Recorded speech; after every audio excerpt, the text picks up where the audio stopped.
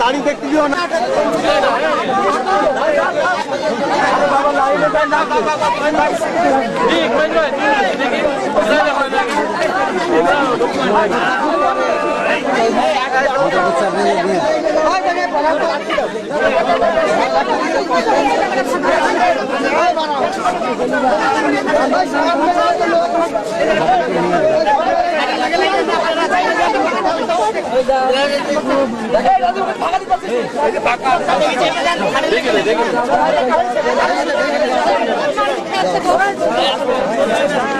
MP commissioner AKM Shahidul হক সাহেব ছিলেন, স্বরাষ্ট্র সচিব যে আব্দুল সামান সাহেব ছিলেন, কারা মহাপরিদর্শক যে ব্রিগেডিয়ার জেনারেল আশরাফুল ইসলাম খান উনিও ছিলেন, আর সম্ভবত ঢাকার ডিসি ছিলেন উনি জিল্লুর রহমান, ঢাকা জেলার ম্যাজিস্ট্রেট অমিতাভ সরকার উনিও ছিলেন ওইখানে, আরো বেশ কিছু লোকজন ছিল। কিন্তু সেই থাকে সাধারণত সেই দিন তো এটা নর্মাল প্রসিজিওর, জেলখানায় নিরাপত্তাটা বেশ স্ট্রং থাকে।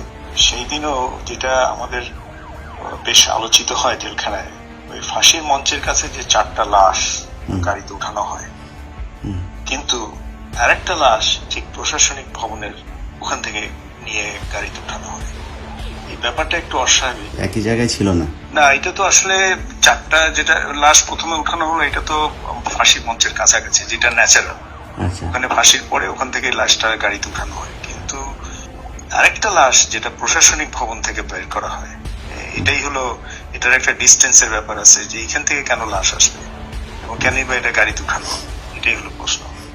এই ব্যাপারটা নিয়ে পরের দিন বেশ আলাপ আলোচনা হয় জেলখানার ভিতরেও। ব্যাপারটা একটু অস্বাভাবিক। পরের দিন একটা বিষয় খুব আমাদের দু একজনের নজরে আসে যে প্রধানমন্ত্রী জাহাঙ্গীর কবির নানক, সম্রাট নাজমুল যখন প্রশাসনিক ভবন থেকে বাইরে আসে তখন এই সম্রাটের গায়ে রক্তের দাগ ছিল, দু একজন এটা দেখতে পায়। এখন ব্যাপারটা হয়েছে যে এই ধরনের জিনিসগুলা তো আমরা গ্যারান্টি দিয়ে বলতে পারছি না, কিন্তু তখন যে সময় ওই সময় যে সমস্ত লোকজন উপস্থিত ছিল, যে এখন তারা সবাই এখন বাংলাদেশে বেশিরভাগই আছেন, পুলিশ প্রশাসনের মধ্যেও আছেন, এই সমস্ত অফিসার বা লোকজন যারা উইটনেস ছিল, যারা সাক্ষী ছিল, তাদেরকে এখন ধরলেই এই জিনিসটা মোটামুটি তদন্তের আওতায় আনা যায়। এবং তাদের পরিবার যেটা অভিযোগ করে যে তাকে জবাই করে মারা হয়েছে, এবং এই যে অস্বাভাবিক অ্যাক্টিভিটিস গুলো যেগুলা জেলখানার মধ্যে দেখা গেছিল ফাঁসির সময়, ফাঁসির পরবর্তীতে, এটা পরিষ্কার তদন্তের মাধ্যমে বের করাটা খুবই। আজকে 14 বছর যে বুকে ব্যথা নিয়ে বেড়াচ্ছে আমার ভাইকে খুনি, সিরিয়াল খুনি শেখ হাসিনা জেলখানায় ঢুকে নিজ হাতে জবাই করে হত্যা করেছিল, সেই কথা বলতে পারিনি, আমার ভাইয়ের নাম উচ্চারণ করতে পারিনি, প্রেস ক্লাবকে সহ মুখে চোখে কালো কাপড় বেঁধে দেওয়া হয়েছিল।